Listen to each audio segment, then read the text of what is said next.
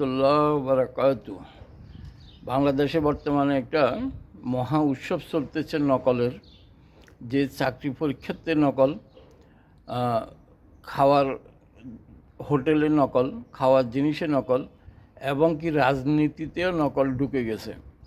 যে জনাব তারেক রহমানকে নকল করে জামাতে ইসলামের আমির জনাব ডাক্তার শফিকুর রহমান উনি নকল করা আরম্ভ করলেন, বাস নকল করলেন, বক্তৃতায় নকল করলেন, মঞ্চে নকল করলেন, সর্বস্তরে নকল। ওনার নির্বাচনীয় হলফনামায় যেটা উনি দিয়েছেন, মাসিক ওনার ইনকাম 12,000 টাকা। সম্ভবত উনি যে ডাক্তার নামের আগে লাগান সেটাও হয়তো নকল সার্টিফিকেট, যার পরিপ্রেক্ষিতে উনি ডাক্তারি করতে পারছেন না, যার কারণেই ওনার মাসিক আয় ওনার হলফনামা অনুযায়ী 12,000 টাকা।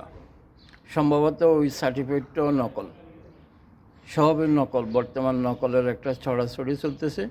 বন্ধুগণ, আপনারা কি এতে একমত না দ্বিমত পোষণ করেন? লাইক, কমেন্ট, শেয়ারের মাধ্যমে জানাবেন। সাবস্ক্রাইব করবেন ইউটিউব চ্যানেল হাসান হাস 97, ফেসবুক পেজ হাসান ব্লগ হাস 97।